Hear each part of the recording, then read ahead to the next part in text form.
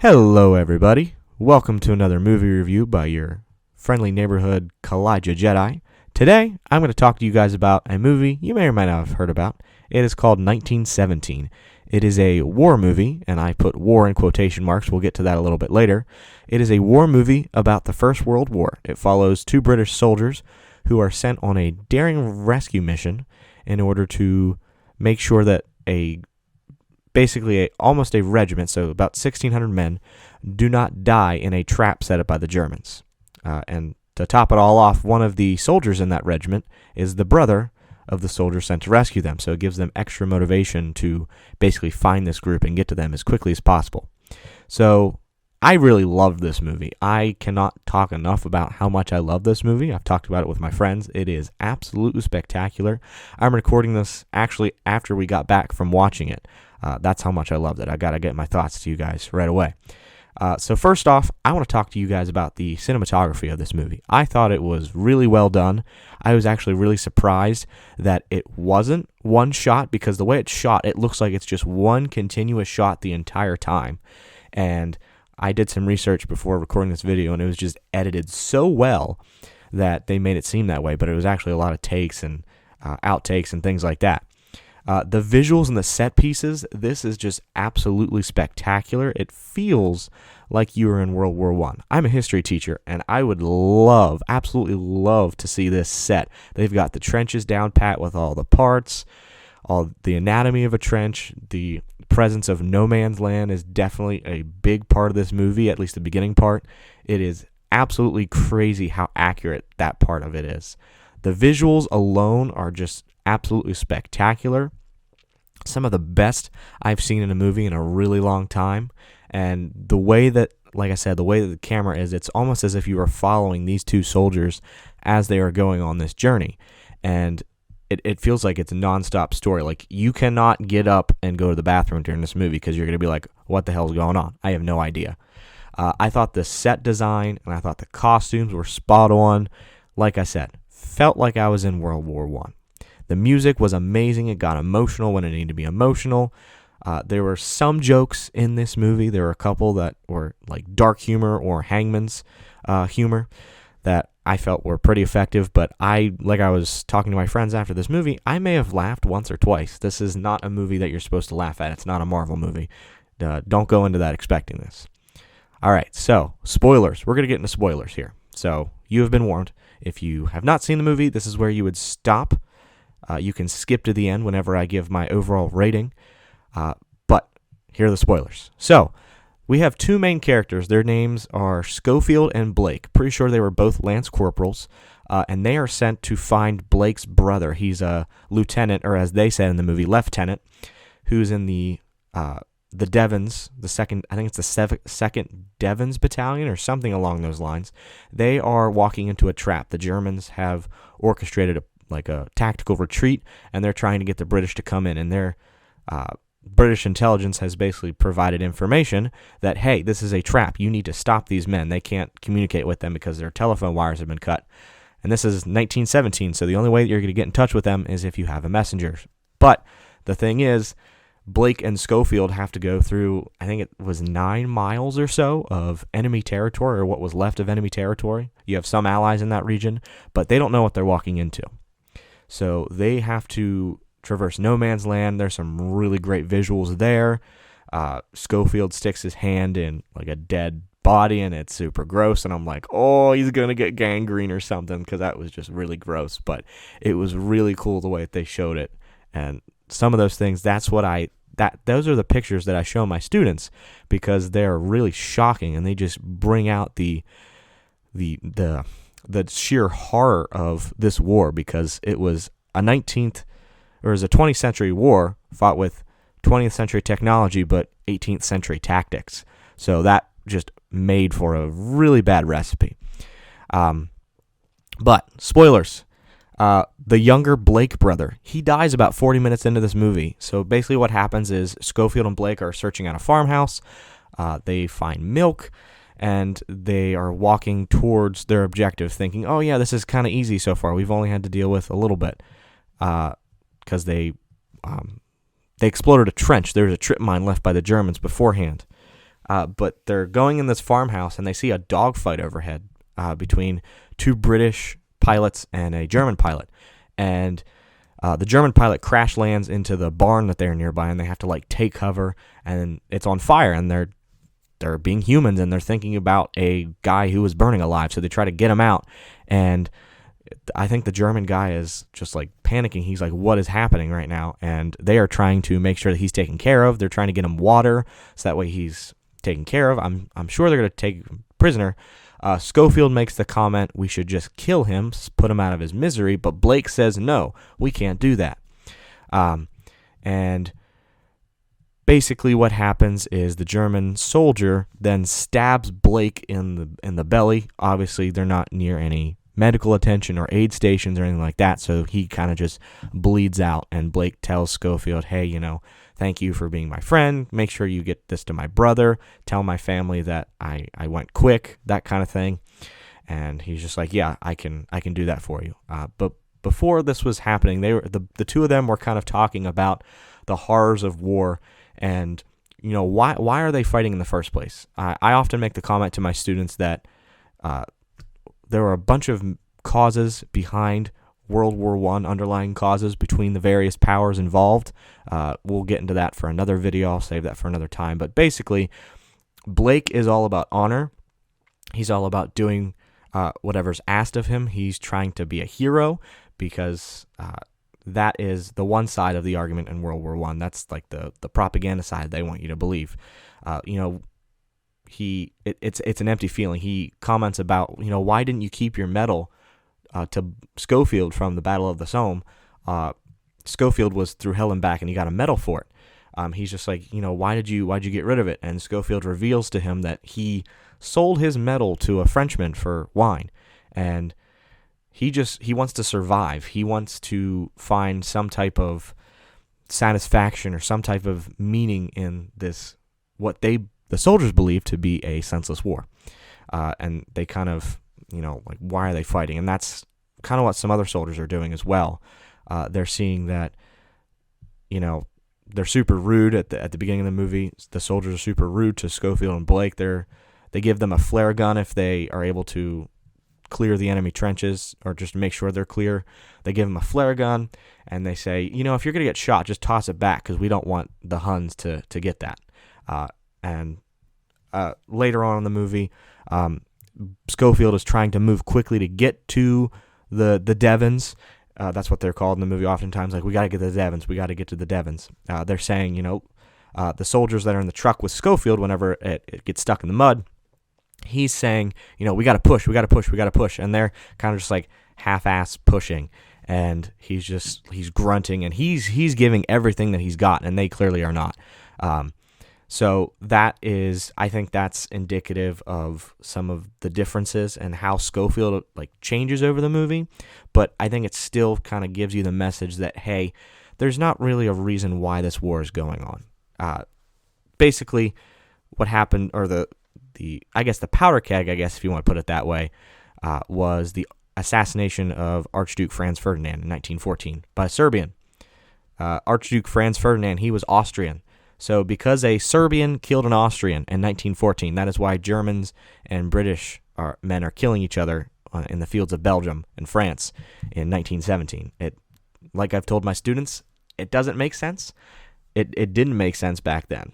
And all the alliance systems and all that jazz, again, it's a video for another time, but it's all very confusing.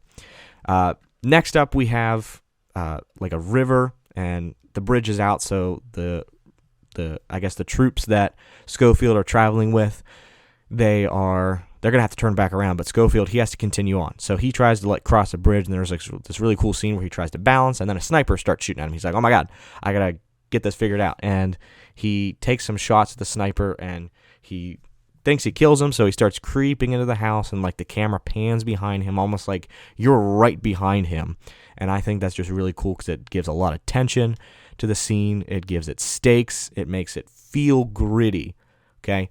I think that's a really important part of this movie. You feel like you're in the trenches. You feel like you're in the mud and the dirt with the soldiers. And I think that's what makes this movie so great. and he has a battle with this sniper. He eventually shoots him, and he goes into the house to check it out, and he thinks that he's dead, but he's waiting there with a pistol. He shoots him. The movie wasn't very clear where he got shot at. I'm thinking that he got grazed either in the temple or the shoulder. It was really dark in the theater, and I was in the front row.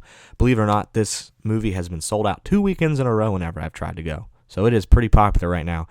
And he gets knocked out for a couple of hours, and then he wakes up, and he sees lights outside because they're sending flares, the Germans are anyway, to see what's going on. And Schofield, he finds a drunk German dude. He gets shot a couple times before he finds this drunk German dude, like he's hiding, and he sees another soldier, and he kind of just like pushes him into the pole and just like shushes him and tells him just like, dude, don't say anything, like I'm not gonna kill you. Like he starts backing away with his like hand still over his mouth, indicating that, dude, I just want to survive, I don't want to kill you. But then the German dude like starts yelling, and he's just like, shit, now I gotta kill him. And he starts killing him, and he strangles him. In the background, there's a drunk German soldier trying to talk to him. He's like, hey, what's going on? And I honestly thought that Schofield was gonna jump up and shoot the drunk German, but he just runs right past him, and then he runs in another patrol, and he starts getting chased.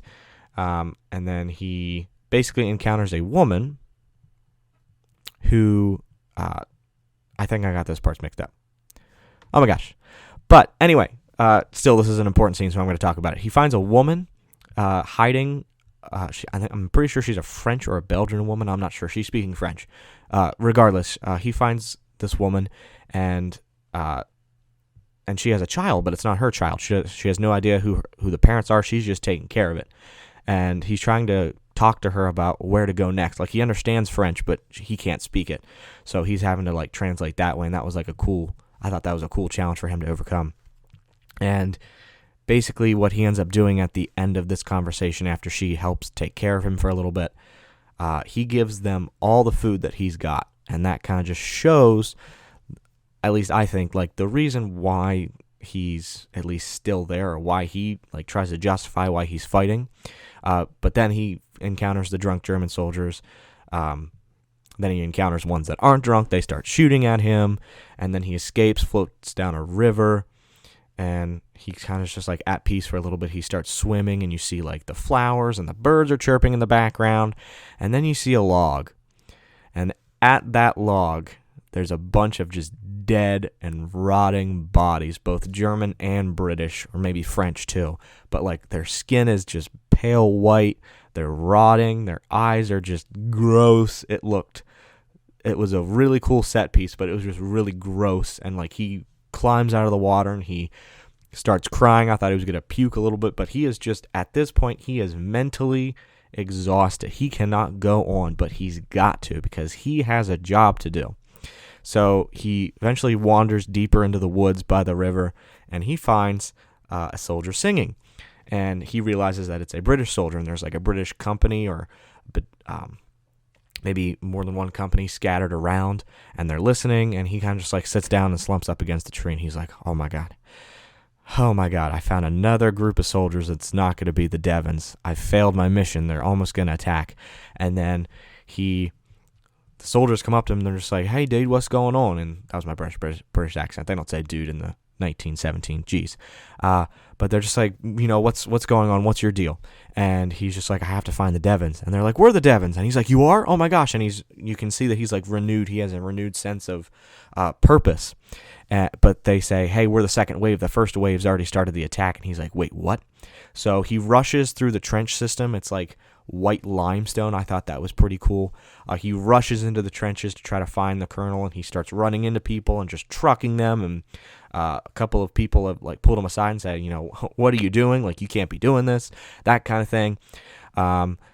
And he eventually gets to a point in the trench where it's just bogged up and he cannot get around, and they are about to attack, and he's just like, fuck it, runs, and he runs out of the trench into the no man's land where the Germans have all their guns.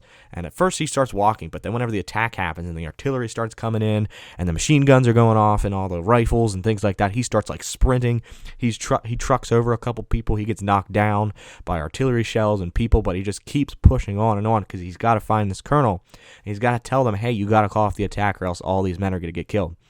And then eventually he does find the colonel, and it is none other than Benedict Cumberbatch. I'm like, oh my God, that's pretty cool.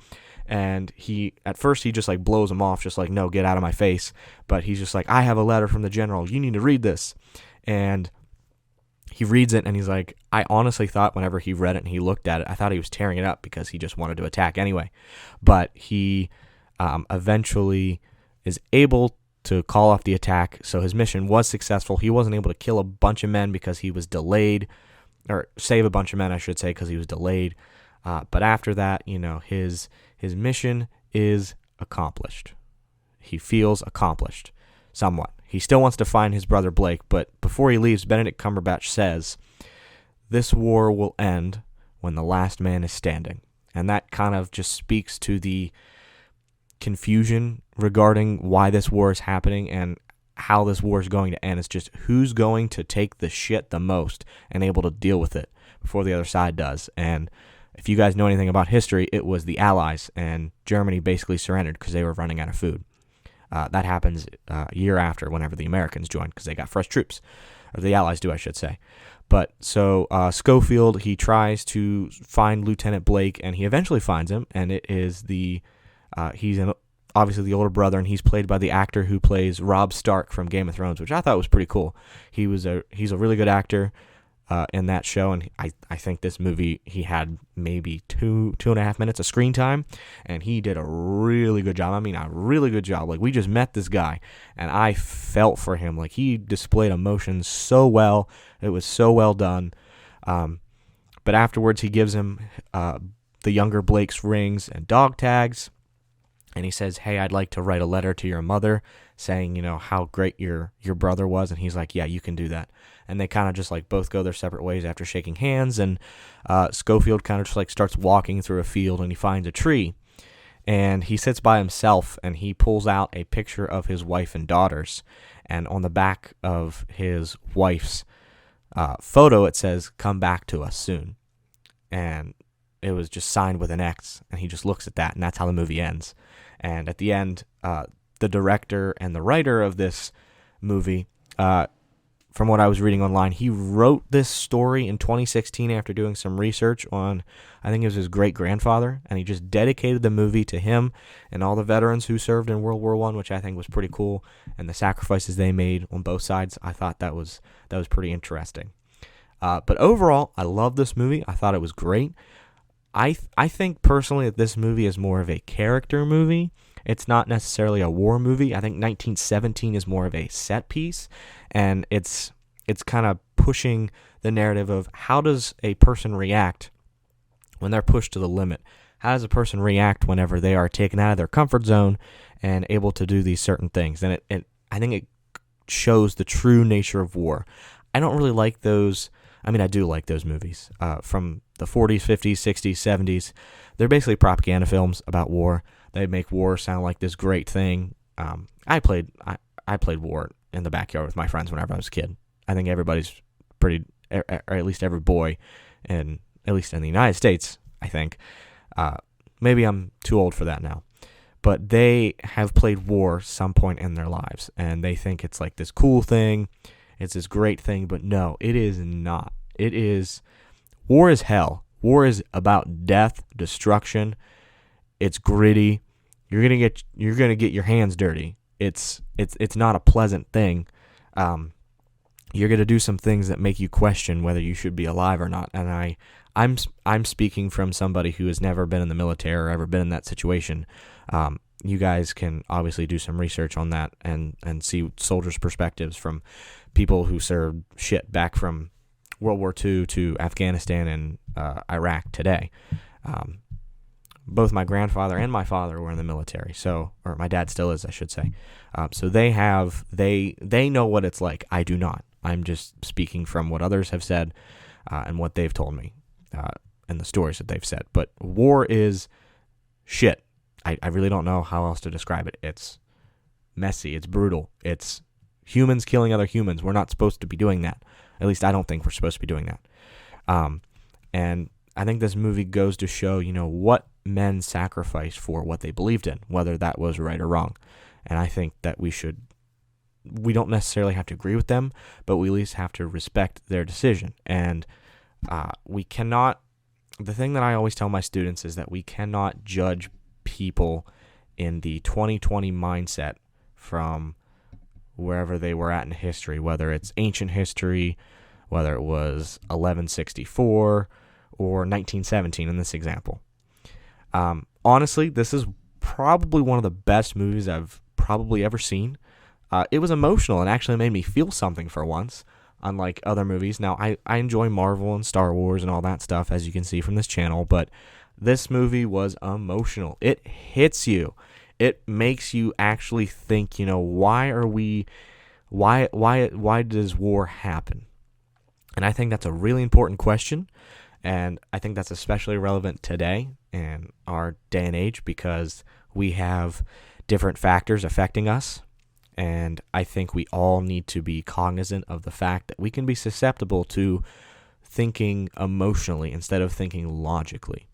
I definitely want to go see this again. I don't know if I'm going to be able to just because of school and my part-time job, and I've got other stuff going on in my life, but I definitely want to be able to show this to my history classes someday. I think this would be really important. I think this is an emotionally moving movie. I think it hits you. I think it explains exactly why World War I is often the forgotten war, because everybody focuses on World War II. They don't focus on World War I. The second one would not have happened without the first one. So you got to understand the first one to understand where we are at in our world today. And some of the regions that were involved in World War I, we are still involved in today, or people are still alive and suffering the consequences from what was happening in those regions. So I think it's definitely an important film to go see. Definitely go see it. I hope it wins big at the box office, and I hope it wins big at the Oscars, because I want more movies like this. Emotional movies that make you think and talk about things after the movie. I often tell my students that if I can get them to talk about history class outside of class, then that means I've got to them. That means I've won. Because if you're thinking about these things, that means that you are able to analyze history and see it from just, oh, this happened, and then this happened. Dates are not important. Humans are important, and the choices that humans made are important. And I think that's what truly matters. But yeah, definitely go see 1917, one of the better movies I've ever seen. Definitely in my top 10 list. If you guys have seen it, leave a comment below. What'd you think? What'd you think of this video? I know it's a longer format. I'm almost approaching 23, almost 24 minutes at this point, so I kind of want to not do that because that's a longer video. But I just wanted to share my honest thoughts on this movie with you guys. So I hope you enjoyed this video, and I will catch you later. Thanks.